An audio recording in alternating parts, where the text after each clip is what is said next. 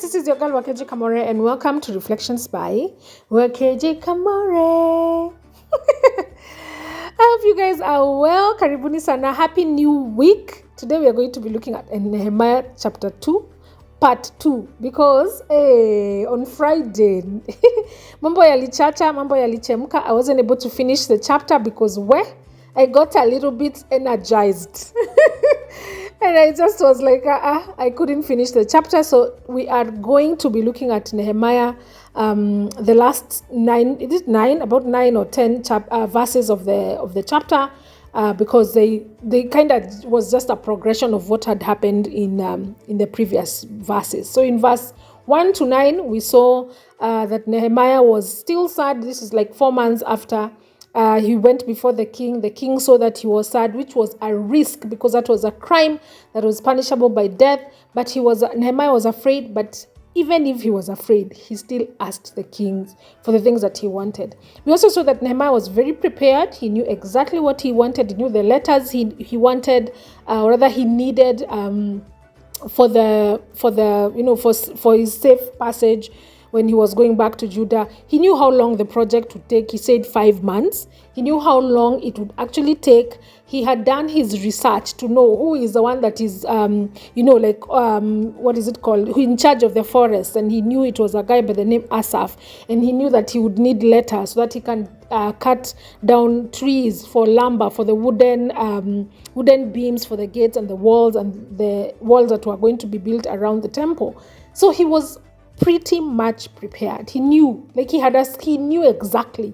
He wasn't just coming to blabber over here. And anyway, so the governor the king gave him exactly what he needed. He gave him the letters. He also gave him some army officers and soldiers on horses, just so that they could protect him. But there's this guy called Sanballat from Hebron, and Tobiah, the Ammonite officials, heard about what Nehemiah was intending to do, and they were very upset and they were very angry that someone had come to help the Israelites. So first, number one, you need to always expect opposition. Opposition is going to come. So long as you're doing something great for God, opposition is going to come. And from this point, it looks like it's coming from people of actual higher ranking, because how else are they hearing about the things that are happening if they're not of higher ranking? Wanasikilia wapi zile vitu zinafanyika in the king's court, or because these people are not necessarily people that were in Persia. These were people that were in Judah. These were people that were actually living in Judah. So imaneno imeenea all the way to Judah, and now Judah, like in Judah, they are already people who are opposing this guy called Sanballat. First, I'm like, why is he even opposing? His name itself sounds like sand and ballast. Sanballat. Why is he opposed to Mjengo? Jina yake tu yenyewe ni sand and ballast. Sasa hata sijui shida yake ni gani. And then there was Tobiah. Gosh, I know a guy by the name Tobiah. I didn't think that Tobiah was such a bad person. Kumbe he was such a bad person. Yaani mtu alitafuta tu jina ya kuname mtu kutoka kwa Bible mzima akadecide kumuita Tobiah. Like seriously? Why would you name a child? Anyway, let me focus, guys. I digress. I've really digressed. Let me focus. So anyway, expect opposition. So long as you're doing something great for God, expect opposition. And then the next thing that we see is that Nehemiah has gotten to Jerusalem and he stayed there for 3 days, probably just resting, because this was a trip. You remember when Ezra was coming from Persia to back to Judah, it took him, I think, 4 months. So this is a long trip, and he stayed there for about 3 days. And in the night, him and a few men went to do some sort of survey. And there were no horses with them. I expect the horses that Nehemiah was riding. And while it was dark, he went out through the valley gate and he rode towards the dragon well and the gate of the Asher piles. And he was inspecting the walls of Jerusalem. Please note that he's doing this himself. Yes, they have gone with, it says, let me just read. It says, then at night, I started out with a few men. I had not said anything to anyone about what my God had put in my heart to do for Jerusalem. There were no horses with me except the horse I was riding. While it was dark, I Nehemiah, went out through the valley gate, and I rode toward the dragon well and the gate of Asher piles. I was inspecting the walls of Jerusalem that had been broken down and the gates in the wall that had been burnt with fire. Then I rode towards the fountain gate and the king's pool. And as I got closer, I could see there was not enough room for my horse to get through. So I went up in the valley in the dark, him himself, akiwa ameacha horse hapo, inspecting the wall. Finally, I turned back and went back through the valley gate. The officials and important Israelites did not know where I had gone. They did not know what I was doing. I had not yet said anything to the Jews, to the priests, to the king's family, to the officials, or any other people who would be doing the work. Here it is important for us to spend the necessary time required to gather all the relevant information that we will need and to do it secretly. So yes, you have this vision, you have this new thing that God has placed in your heart and that you want to do. Imagine, try as much as possible to not go telling people. And the reason why we don't go telling people is because there's a high possibility that people will discourage you. There's a high possibility that someone is going to say, but this is not possible. I'm imagining like if he'd like not told the official, they'll probably have been like, oh, this is not possible, we don't have enough things to do this, or there will be opposition. So he was just like, let me inspect the whole wall just so that I have an idea of how much work this is, and then I can communicate, and then I can tell the people who will be building that we are going to be building. But stay with your vision.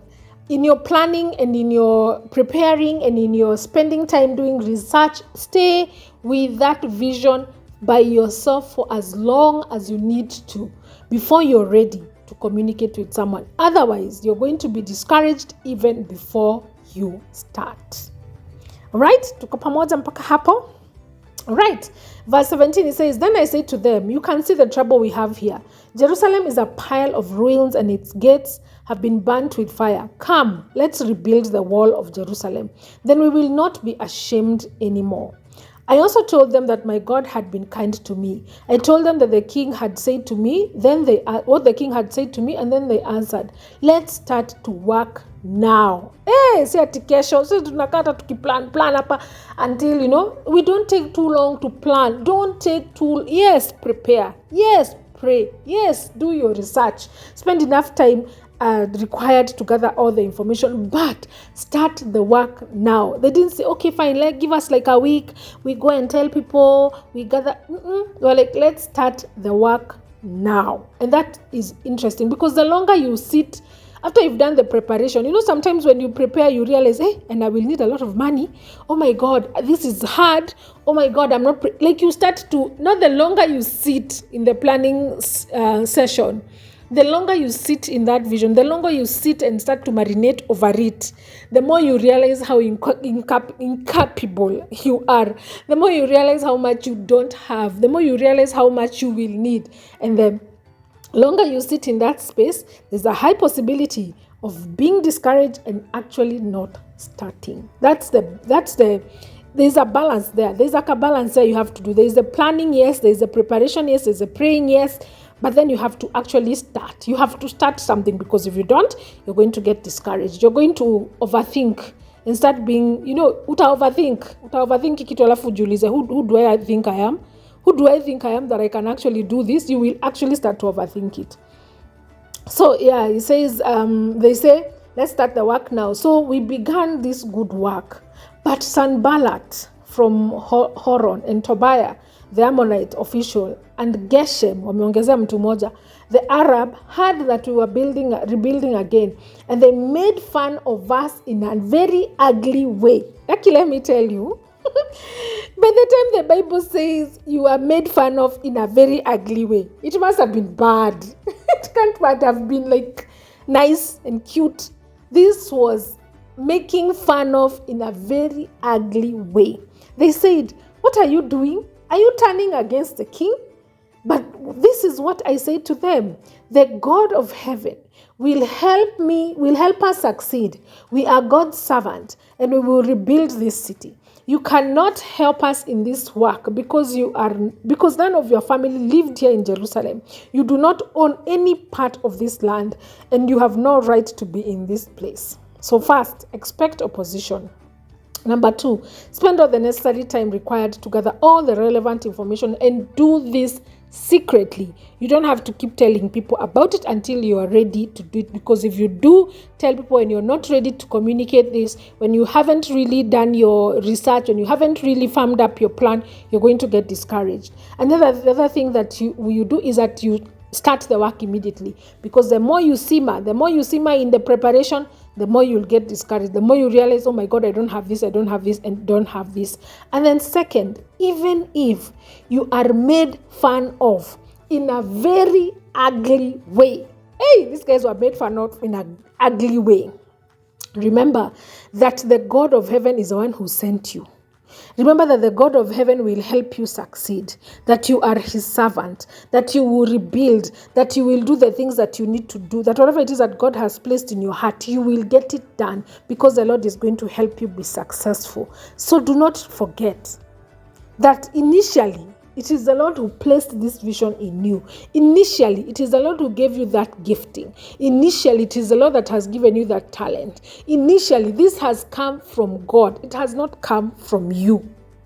For sure, there's no way Nehemiah could have been sad about this wall for 4-5 months if it wasn't God. And move on. This guy had a good job, you guys. This guy had a good job. It must have been God who moved him to be sad and to be concerned about this wall, because God needed him to come back and rebuild it. So remember that you are God's servant, that he's the one that puts this in you. He's the one that made you start this good work, and that he will see you to the place of victory, and he will bring you to a place where you are successful. Hata kama opposition, they will come, and they will come in a very ugly way.